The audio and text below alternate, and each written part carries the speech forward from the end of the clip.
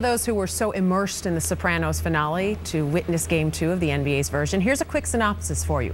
Foul trouble for LeBron early, an inspirational fourth, but still a Spurs victory for a 2-0 series lead, headed to Cleveland for tonight's Game 3.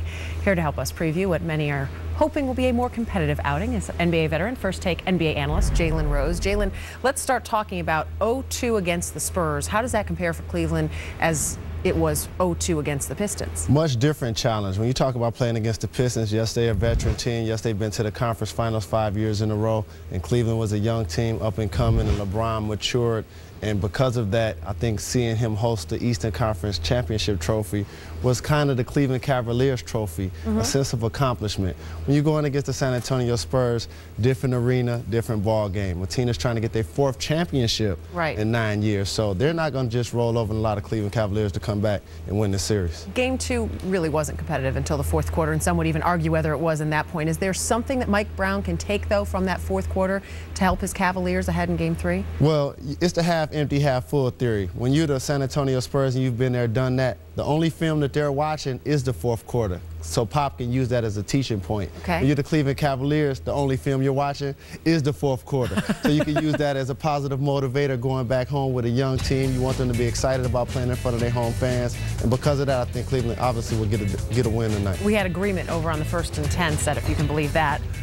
Game 3, Cleveland wins. Is it a blowout? How does this Game 3 play out? Well, Cleveland's going to win 2 out of these 3 games. A lot of people think it may be a sweep or it may happen in 5. LeBron James is going to allow his guys to get back into this series because he's going to be a bull in the china shop driving to the basket. He's going to get the calls at home. You're going to see guys like Daniel Gibson continue to play well, obviously going to get more minutes. Watch for Zydrunas Ilgauskas to really step up his post-up game and knock down some plays down low. Drew Gooden and the role players, I think they'll play better in front of their home fans. Who do you think's been the MVP so far in the finals? Tony Parker's the MVP, and when people talk about who do you stop from the San Antonio Spurs, you got to try to stop Tony Parker, and this is why. You're not going to stop Tim Duncan because he dominates both ends. You're not going to stop Manu Ginobili because they put him in at an opportune time where he can play to his strength. Tony Parker's their only primary ball handler. You could get up 94 feet, pressure him, make him work for the ball, even deny him the ball sometimes, and see who else is going to dribble the ball on the front line. I think you're taking that just to the opposite of Skip. I can't see Skip right now, but you know Skip was the one picking Tim Duncan.